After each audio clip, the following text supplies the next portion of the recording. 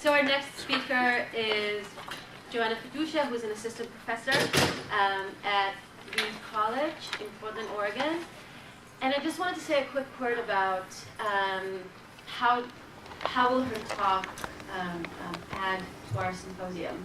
I was very excited to be able to speak to Joanna about her work because, you know, Udi and I were talking about how are you thinking about the global context of Ezra Orion, and can he add something to that? What are some of the affinities we might be able to explore with his work? And Joanna suggested discussing a project by Giacometti. I'm not doing any spoiler alerts. She's going to be talking about that. But she and I were very excited about the possibility of thinking about Orion's practice and the project that she'll talk about in relation to one another. So I'm very excited to invite her to join us here. Please welcome Joanna Fiduccia. Hi, thank you, Rotem, for that lovely introduction and for the invitation, and thank you to all the staff, especially Gina Brown, who helped facilitate this.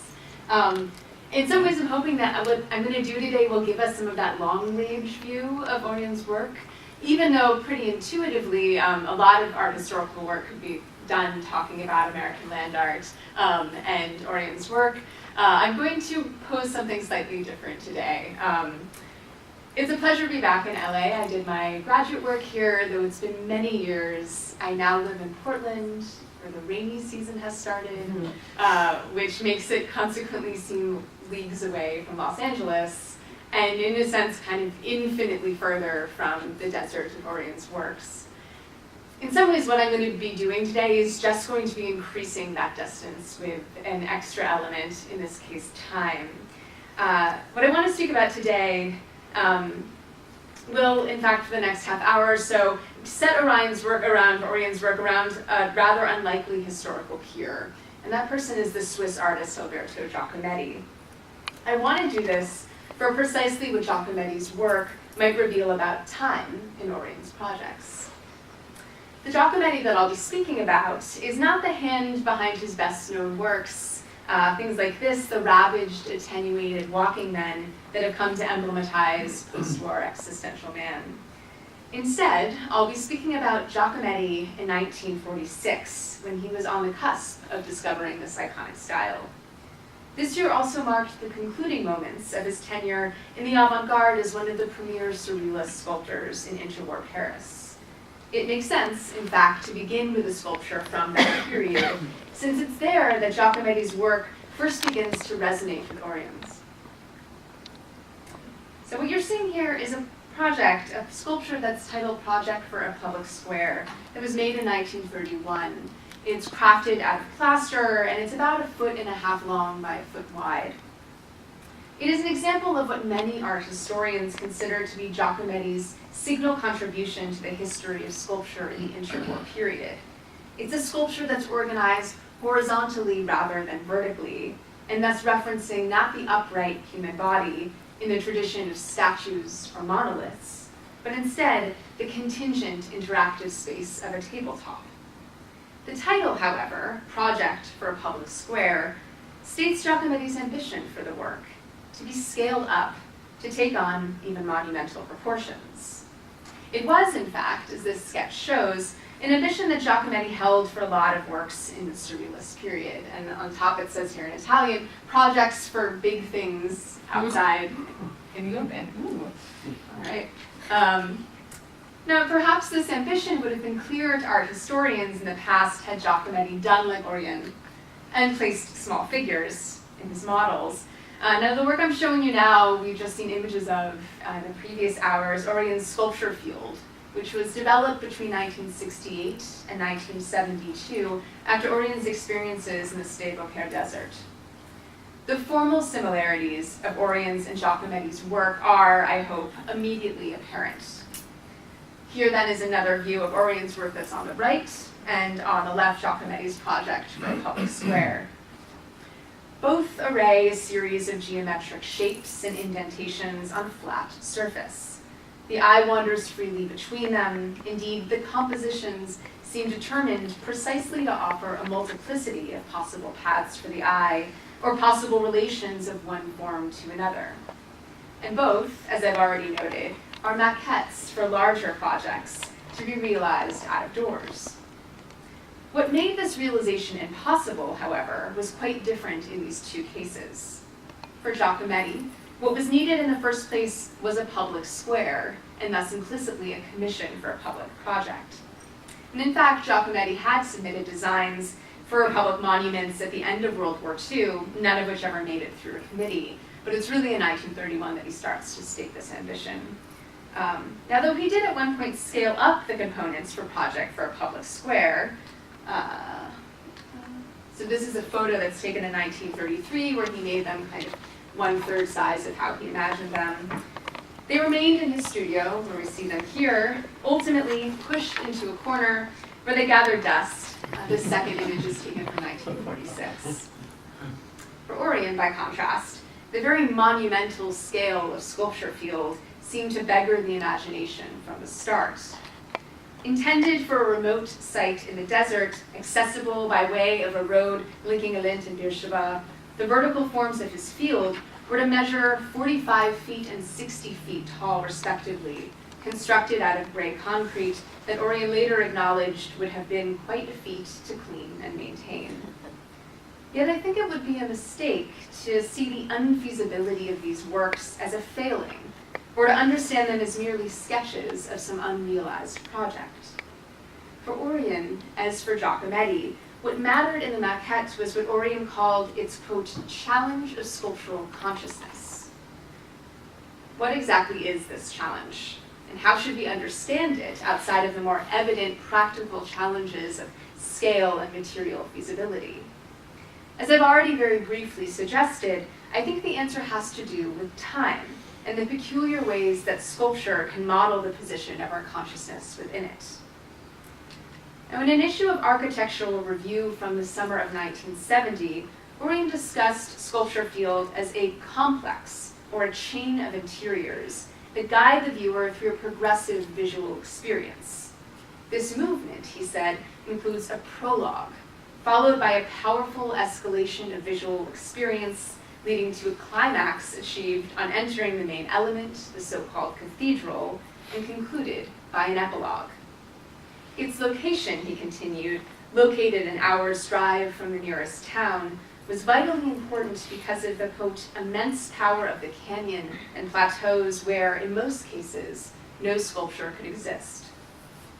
We might draw out two features of the work from Orion's statement. The first is its relation to a highly eroticized narrative structure in which the movement of the viewer between, within, and around the forms is imagined in terms of an epic progress. The second is Orion's conviction that in the desert setting that he'd chosen for sculpture field, no sculptures could ordinarily exist. Implicitly, a definition of sculpture, normatively, is at work here, defined by a scale appropriate for the space of a gallery or a museum. But I don't think we can limit it to that very straightforward definition, because surely there are sculptures that surpass the space of a gallery without thereby seeming to be threatened in their existence, so public sculptures, monuments, and so forth. Instead, what seems essential here is the remoteness of the desert landscape, and indeed the desert itself, to what we could call the historical time of a city and civilization. By historical time, I mean here the time conceived outside of our individual or subjective experience of it, a time that allows us to speak of things like major world events. Historical time is also the time in which we locate art movements or styles, in which we speak of Orion, for instance, as a land artist, or Giacometti as an existentialist. By contrast, lived experience in our history can refer both to our experience with sculptures, as well as the lived trajectories of individual artists. Now, this was kind of a core problem for theorists and historians in the turn of the 19th and 20th centuries. People like Wilhelm Pinder and Panofsky and Georg Simmel and Ernst Bloch, who I'm going to return to at the very end.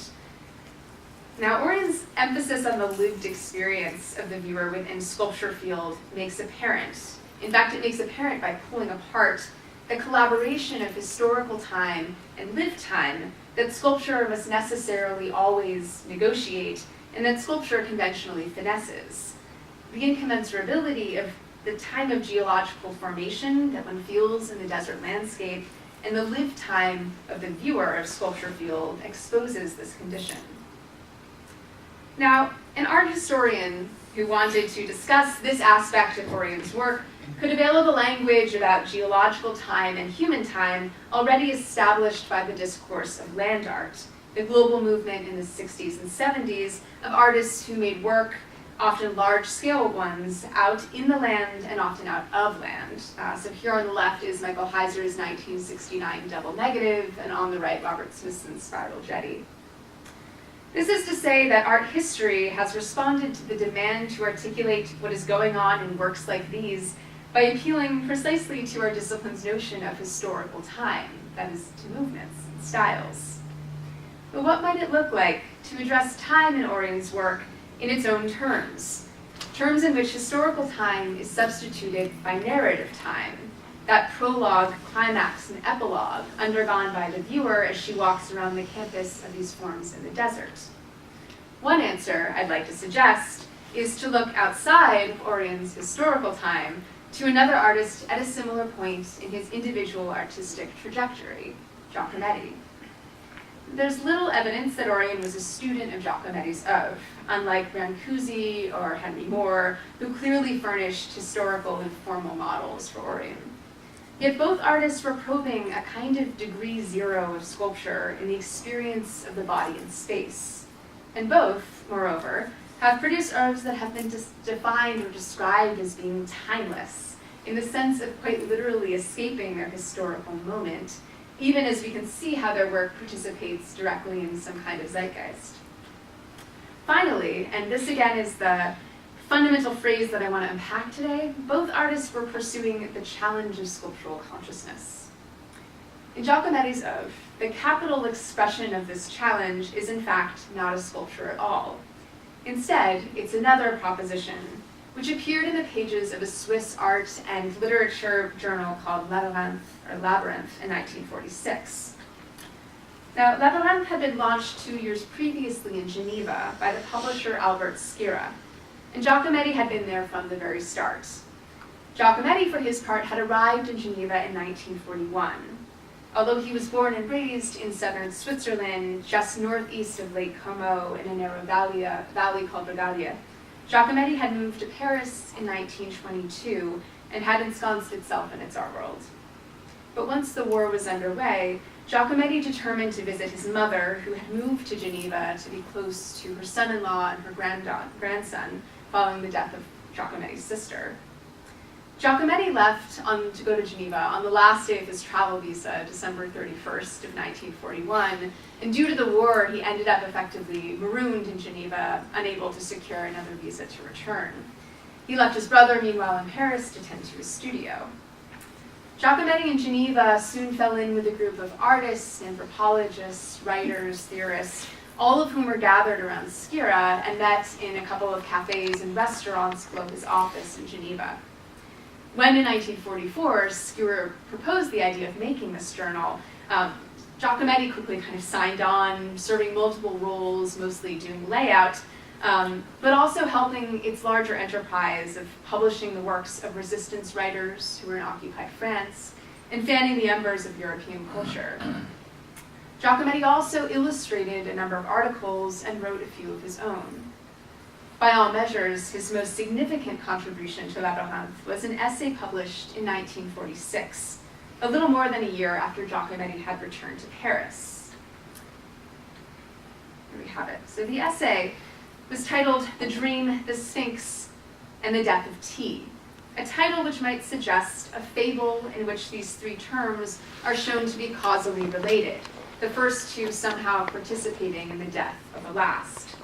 In fact, the title has rather more in common with something like The Lion, the Witch, and the Wardrobe. These three different elements are indeed connected, profoundly in fact, but not in a way that seems immediately apparent, and certainly not in any causal sense.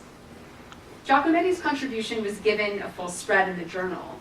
On the left page, 3 columns of dense text are followed by a short break, after which the prose alternates with 4 diagrams of increasing complexity. A flow chart, a pie chart with a kind of disk of coordinates, and finally, a sort of inverted zoetrope. I'll return to these diagrams in a moment. Now, in the first part of the essay, Giacometti describes a series of nesting dreams and recollections. Afraid, I awoke to see a brown, hairy spider dangling over the headboard of my bed, Giacometti writes. He cries out for it to be killed, then immediately awakens, but awakens, he tells us, in another dream, one in which there is another spider. This one is ivory yellow, with pale, smooth scales, and when this time he cries out for it to be killed, his wish is executed by someone somewhere off stage with a cane that enters to summarily dispatch the insect. He discovers only too late, however, that the spider was actually a rare specimen belonging to the collection of the hosts, so in this dream he's staying with friends apparently. Too embarrassed to confess this crime, Giacometti decides to bury the spider in a nearby park, only to be caught in the act by the host and the daughter. So ends the dream narratives. These dreams, Giacometti continues, keep returning to him the next day, when Giacometti discovers that he'd contracted gonorrhea when his favorite club brothel closed, brothel that was called the Sphinx, on his last night of business. He had discovered the gonorrhea, in fact, when he noticed these telltale ivory yellow fluids, and we get the kind of spider image returning to us. We then learn that it was on that same day, albeit a little earlier, that Giacometti had met up with Schira, who commissioned the article in the first place. The article, in fact, that we're reading, which was supposed to describe the day following the death of his neighbor, whose name is Popocnik, but by a typographical error which has since become art history, is known by the letter T instead of P. Giacometti describes helping to dress the corpse of Popocnik, and being profoundly disturbed by his head become like an object, a little box, he writes, measurable, insignificant. This tender gesture of touching the dead now becomes a wellspring of uncanny experiences as Giacometti wanders through the city and begins to imagine that everyone is, in a sense, a kind of living and dead thing, that all heads are spaces in the void, until at last he finds himself on the streets around Barbès-Rochechouart in the north of Paris, where the prostitutes, he writes, have strange legs, long, thin, and attenuated. Giacometti breaks off here, baffled, as perhaps you might also be at this point, by the confusion of dates and dreams and recollections and artistic experiences. We can also see how already we're getting a statement of his post-war style in the midst of this strange account. Now, the narrative problems in this essay are readily apparent here. We only learn after the lengthy account of Giacometti's dream and then the dream within a dream that they have a pretty probable catalyst, Giacometti's anxiety about the gonorrhea that he contracted at the Sphinx. But this, in turn, is obscurely linked to the commissioning of the text, whose subject, we learn, is supposed to be about an entirely different incident, the death of his neighbor. This latter incident is then linked to an aesthetic revelation, a change of perception that results in the periodic eruption of the uncanny in Giacometti's daily life, and ultimately in descriptions of heads and figures that resemble the post-war iconic work. We're left, therefore, with 3 different kinds of experience that Giacometti is attempting to narrate in a single essay: dreams, memories, and perceptions. What makes these 3 kinds so different in practical experience in daily life is that they exist in different places in time for us. Dreams or memories, after all, seem to be somewhere else because they occurred at some different time. Nevertheless, we see them, we see images of them, and if our purpose is like Giacometti's, to describe a series of moments or images, we find it hard to parse one from the other. The French philosopher Henri Bergson theorized that the reason the images we have of memories and dreams seems so readily distinct from our perception of the world around us is that we are primed to take special notice of what we can actually affect and what will immediately impact us in the future. But in cases like Giacometti's essay, where the whole point is to point out a network of associations and uncanny resonances between three types of images, making a coherent timeline becomes suddenly almost impossible. For Bergson, what stands in Giacometti's way is ultimately a kind of common confusion about the distinction between memory and sensation. In the third section of Matter and Memory, Bergson leans on a series of diagrams to discuss the relations between time, memory, and sensation. Bergson's point of departure, the so-called central difficulty, is what to make of images of things that we do not perceive at a particular moment in front of us. For everyone admits that the images actually present to our perception are not the whole of the matter. To illustrate this, Bergson directs his readers to recognize that they're aware that beyond the walls of the room that they find themselves in, there are adjoining rooms, beyond them, other buildings and streets and so on. Though we can't see these other rooms, we don't dispute the existence of them, nor imagine that they are somehow created at the very moment when our consciousness starts to be attuned to them. They appear, on the contrary, to exist outside of consciousness. Yet how is it, Bergson asks, that this seems so straightforward in the case of objects, so clearly a part of a plausible and acceptable statement about reality, and yet seems so mysterious when we extend the same thinking to subjects and the unperceived at the subjective level? After all, the subjective unperceived, the unconscious for one, but more simply recollections, are as much a part of how we understand and navigate the world as our acceptance that there is a substantial world that exists beyond our immediate perception, that lies outside of these four walls. Yet whereas this awareness of a physical world that vastly outstrips us seems to ground us in the world, our memories, Bergson reflects, feel like so much dead weight that we carry with us, and by which we prefer to imagine ourselves unencumbered. Put otherwise, reality in the world of objects seems to surpass infinitely our small purchase on it, while in the world of the mind, our sense of reality comes precisely from the abolishment of these other states of mind. Only when I can parse images and memory from sensation am I certain that I am, so to speak, living in the present. Therefore, when a memory does bubble up in our mind, we imagine it as though it were a mysterious apparition.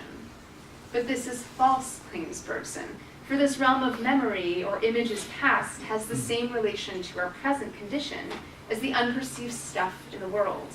The unconscious, he concludes, plays a similar case in each part. Bergson adds to this conclusion a second insight. Since in order to properly see or perceive something, you must first have some sensual input, which is then processed by your mind and tallied with your memories, both complex and simple, insofar as that assists the intellection of something before you and the operation of things like habit. Insofar as that's the case, your perception, however instantaneous, consists then in an incalculable multitude of remembered elements. And in truth, every perception is therefore already a memory. Bergson writes, practically we perceive only the past, the pure present being the invisible progress of the past gnawing into the future. To envision this situation, Bergson proposes that we think of our perception as occurring across two different vectors, a horizontal one corresponding to all the objects in space, and a vertical one which denotes our recollections over time. So we kind of lie at the intersection of these two lines here. Bergson then modifies this diagram in several stages. First proposing a kind of plane of a material universe that's organized as concentric rings, each of which defines a kind of horizon of our ability to perceive something. He then comes to his most famous diagram in the book, which is known as Bergson's cone of memory. The plane here, which is the plane noted by P, continues to represent the material world of so-called immediate perceptions. The cone, AB, refers to the totality of recollections accumulated in your memory. The point S denotes your present, and it moves forward unceasingly, pushing the plane of perceivable material world along with it. The plane is where action takes place, and where we continually come to distinguish what matters to action, that is the present, from what has little effect on it, that is the past, kind of receding and expanding into the cone. When a memory appears in consciousness, what is happening, according to Bergson, is that it is descending from the heights of pure memory down to the precise point where action is taking place. In other words, it is from the present that comes the appeal to which memory responds, and it is from the sensory motor elements of the present action that a memory borrows the warmth which gives it life. So now it kind of ends my large discourses on Bergson. Back to our main characters here. This reciprocal relation between past memories and present action is what Giacometti is clearly trying to establish as he struggles against what he called the pipeline form of linear narrative.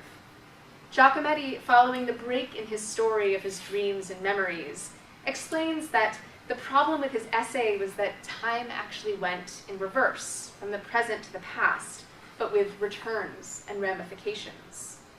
Like Bergson, Giacometti has recourse to diagrams. The first is a sort of flowchart in which Giacometti has attempted to distinguish neatly between different instances of each of his stories. The dream in the first box, the death of T in the second, and the previous Saturday in the last. The episodes then occupy boxes in these larger frames. The whole is not unlike Giacometti's layout sketches for Labyrinth itself, as though all that was really needed was to make his essay coherent was a little creative pagination. But this soon shows itself to be an insufficient solution, since it still hierarchizes and divides the events that he's seeking precisely to narrate together. Sitting in the cafe on the Boulevard Barbès-Rochechouart, he writes, "I thought about all this, and I tried to figure out how to say it. Suddenly I had the feeling that all the events existed simultaneously around me. Time became horizontal and circular. It was both time and space, and I tried to draw it." Giacometti then devises a kind of disk, or even a kind of pie chart for his story, which is in the printed article is constellated with neat points that lay out the coordinates of each of the various elements of his essay. But in planning, the proposition was far more chaotic. Here is a sketch of the pie chart from the notebook Giacometti devoted exclusively to the writing of this essay. Parenthetically, one might note the similarity between this design and the astrological charts that so interested the surrealists. This one is a chart on the right made by André Breton, who is the impresario of surrealism, doing the astrological chart reading of his friend and the poet Robert Desnos. Now ultimately, this chart, the one on the left, for Giacometti also proves unsatisfying. He didn't merely want a disk, Giacometti explained it, he wanted a disk become object. His final proposition, therefore, becomes this. Some years later, the writer and anthropologist Michel Leiris described the drawing like this. He writes, "Rectangular panels standing up vertically and arranged in a circle, a construction imagined by Giacometti and executed on paper in order to account for the ensemble of events." In fact, here the word that Leiris uses for events is faits or facts. An ensemble of facts or events that happened to him, for the most part over the course of recent years, and whose red thread is a dream that he wanted to convey. Each panel corresponds to one of these described events, and the entire system expresses the connections in time and space. Such a diagram does not fail to remind us of one of the objects made by Giacometti, Leiris continues, during the time when he was one of the surrealists, sculpted in plaster, a sort of maquette for a country fair in which the spectator's experience would unfold through the elements if he should find himself thrust into the middle of them. This work, as you might have already guessed, is Project for a Public Square. So at last I want to circle back to Orion and to the question regarding the meaning of the challenge of sculptural consciousness posed at the beginning of this talk. While a maquette for a country fair may rightly seem far indeed from Orion's sculpture field in the Negev desert, Nerissa's reading of the work as a space in which individual experience unfolds as one circulates through the shapes isn't far off from Orion's description of the work. By imagining their propositions at a large scale, which would force the viewer to move around inside of them, both Giacometti and Orion make apparent that viewing a sculpture, an invented form, an imagined form, which therefore has only tenuous relations to our memories of other forms, but one that nonetheless occupies the plane of material existence. Viewing a sculpture necessarily requires a fluid movement between our sensory motor experience and the marshalling of our immediate past. Moving around a sculpture, trying to suture together all your various impressions of it from this angle and that, reconciling your perception with the atmospheric effects produced on and by the work, all of this is basically sculptural consciousness. And this consciousness is a challenge because it requires us to look squarely in the face at that reciprocity of present action and past impressions that common sense tends to hold strictly apart. Giacometti and Orion share then in the project of making sculpture that holds us to an awareness of this consciousness. Some years later, Orion executed another work with a similar title to his 1968 sculpture field, titled Field of Stones. Large rocks are set standing in the desert, like primitive menhirs, producing a lane or a kind of runway that leads to the edge of a mesa. A launch pad, a launch site for consciousness, is how this work was once described. One could say that this notion is where works like Sculpture Field and Giacometti's proposition for Labyrinth were headed, the construction of sites that would serve as springboards. Springboards, however, not necessarily into the cosmos, but as I'm arguing, launch sites that are into a new model for consciousness as it exists, really, actually, practically, in time. And I'd like to close with a number of questions that remain for me, lying more in the contrast between Orion and Giacometti than in the common ground I've labored to sketch out today. First, how might we understand the relation of the maquettes themselves to time? These maquettes, after all, are future-oriented projections of a thing that never was.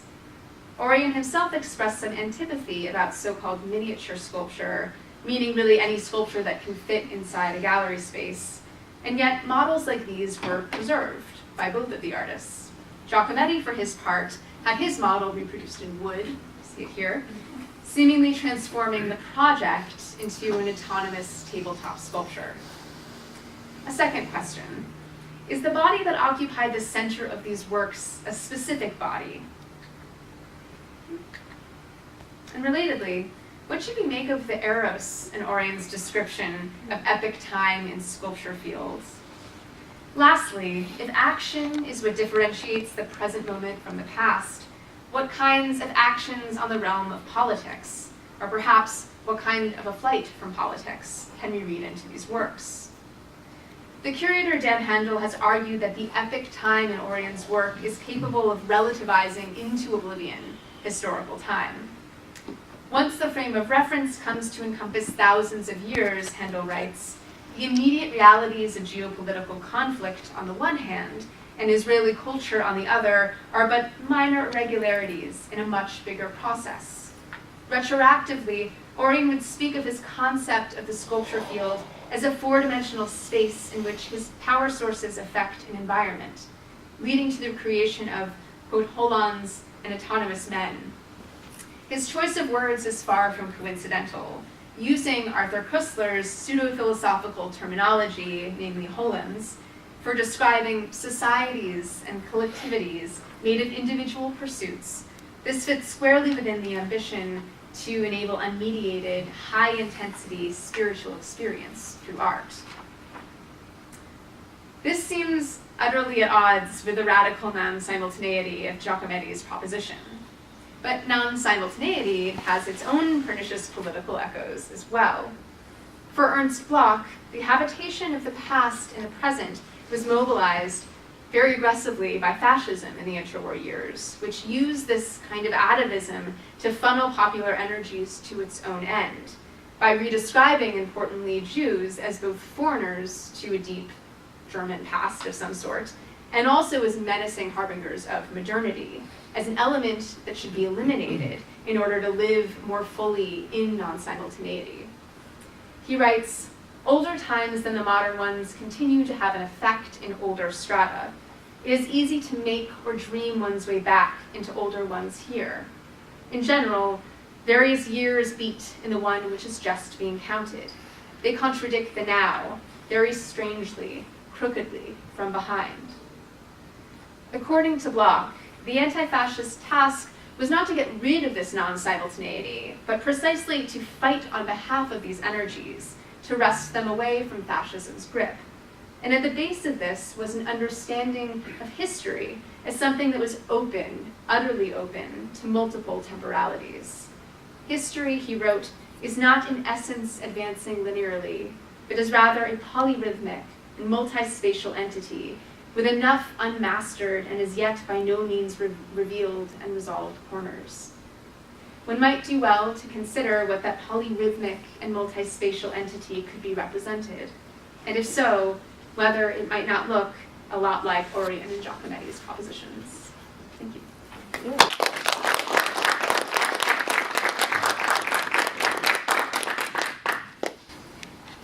Happy to take any questions.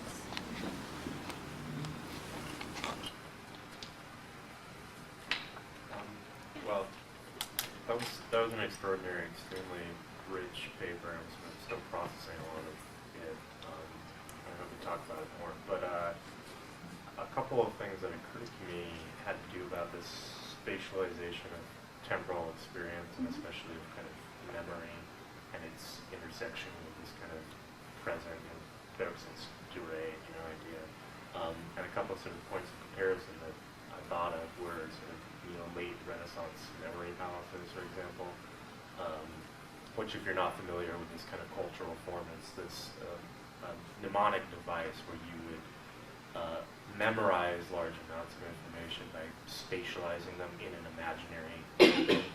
So you would have, over here would be one thing you're supposed to remember, and then if you remember that takes an arch over to this other thing that's connected to, then you can kind of memorize something much faster than you could if it was just kind of abstractly listed out. Right? And then the other kind of thing, which I think is a little closer to Orion, is this field which you might have heard of nuclear semiotics, which is this really fascinating idea that nuclear sites, especially nuclear waste, are going to last and be dangerous probably much, much longer than our civilization is going to last. So, there are these people who still actually, but this started in the kind of post-war era, thinking about how to mark these sites in a way that would indicate that they are dangerous and to be avoided for human beings many thousands of years in the future who share absolutely none of our cultural points of reference or languages or kind of iconographic schemas, right? So those are kind of, I'm not sure I know exactly where I'm going with that, but it has something to do, I think, with the kind of communicative potential of these kind of spatialized zones of temporal experience, right, where it's oriented towards a temporal horizon that's not this entirely sort of present phenomenological experience, right, where in Bergson, it all kind of comes back to that intersection, right, at that moment, right? But there's these kind of, with Orion's work too, I get this kind of sense of it, they may be kind of symbolic in a sort of way, almost, like the 2001 monolith type thing, that's an unavoidable kind of reference, but it raises this question of whether there is a kind of semiology here or something like that, and how that complicates this kind of present phenomenological experience that seems to be, when he's thinking about these as launch sites for subjectivity, that seems to be entirely present, right? But maybe it's more complex than that. So that was a little sprawling, but maybe you can do something with that. Thank you. That's a really rich comment, and I think in many ways, my interest in thinking through Giacometti and Orion together was precisely to push against what might be too easily collapsed into the merely phenomenological experience of moving around these sites. Because I think in both the cases, I mean, very clearly with Giacometti's article, what is at stake is precisely to communicate this story. He essentially wants to be able to sit across from you like he would with an intimate friend and tell you about how all of these things make sense together in his mind. And the experience of understanding how all of these stories interconnect for him is not, it's not inextricable from a physical experience of wandering around in space. And it's possible, therefore, to read a lot of the post-war work that for Giacometti has been read of as being really just about phenomenology, about the body's experience with sculptures that way. But I think there's much more going on that we can see here. And similarly, my sense is that we would probably be missing some parts of Orion's work if we thought it was simply about the effect of things of this scale on the body. That to experience time is not just to experience the vastness of scale as an abstract category, but is also to shuttle between that abstract scale and our own sense of having a kind of vastness to our own minds, to our own past, to our own histories. And in that way, perhaps it might be productive to think these projects, these later projects of Orion's that send things forward into the future, as having a kind of inverted cone on the other end of them that calls back to deep geological pasts as well as deep personal ones. So, thank you for that.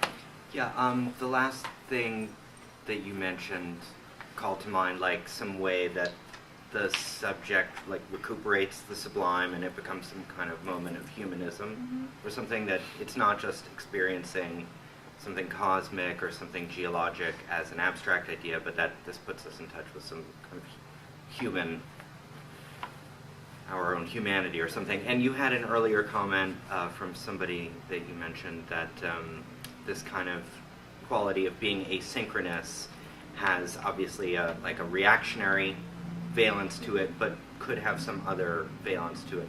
I wonder if you could say something more about like the political valences of this asynchronous quality in aesthetics, and about Ezra Orion's work. Do you see this danger that it collapses all particularities into just irregularities or whatever? Yeah, I'm not sure that the curator who I quoted, who spoke about the way in which the vastness of tectonic or geological time in Orion's work dwarfs to the point of being invisible all kinds of historical time. I think I'm pretty convinced by that, and I don't know that it's the strongest place to produce a real politics of action, and that makes me feel like there's a way that Orion's work can really shut down anything beyond the individual spiritual experience of the works. What I'm hoping to do in making this somewhat unintuitive comparison between the artists is do precisely that, to point out that one can recuperate the sublime insofar as it can have these individual echoes and thereby perhaps find in it a place for real human life and action, and indeed for kind of humanism as a category. The person that I was speaking about in the end is Ernst Bloch, and his book is called The Heritage of Our Time and was published in 1934, but written a little earlier. And the book, in one hand, is a kind of series of text fragments and longer essays that are trying to explain how atavism and other ways that largely kind of the populist culture in Germany at that time had started to seize upon a feeling of a past that was not like the present, but that was kind of bubbling up into it. And how fascism and National Socialism had worked precisely to take these energies to create an other that could be everything that was both like foreign to the past and new, and get rid of it. His thought was not, though, that that means that we need to really concentrate on the present and future, but that if we were to take back the non-simultaneous, if we were to have these different time scales, we could then, in fact, find reservoirs in that action, given that they're unavoidable. And I think that's where Bergson and Bloch might come together, in that Bergson's pointing to, in fact, a constitution of consciousness, what it actually is to be. And if that's the case, Bloch's politics of this are not just about taking something back from fascism that could be used otherwise, but taking something that is, in fact, in a really integral way what it is to be a human being, and using that for political action.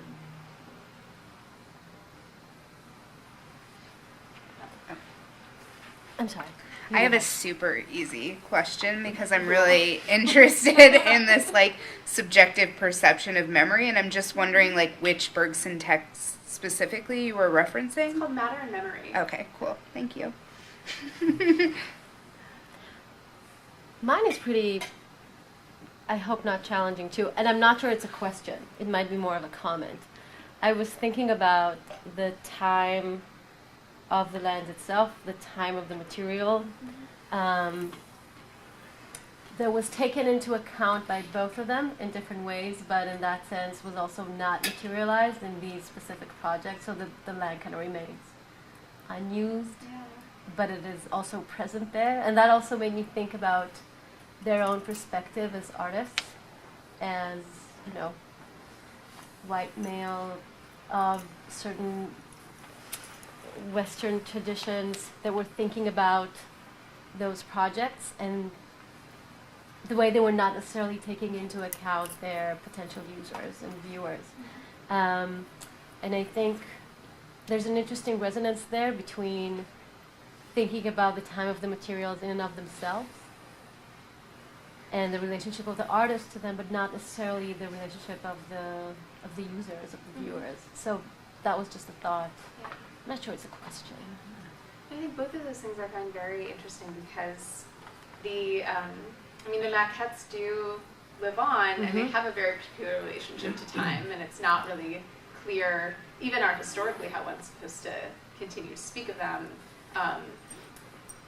The insertion of small figures in Orion's work makes them closer to something like an architectural maquette, though there are other artists who also put little figures. Claes Oldenburg has some models that also have these kind of architectural individuals moving through them.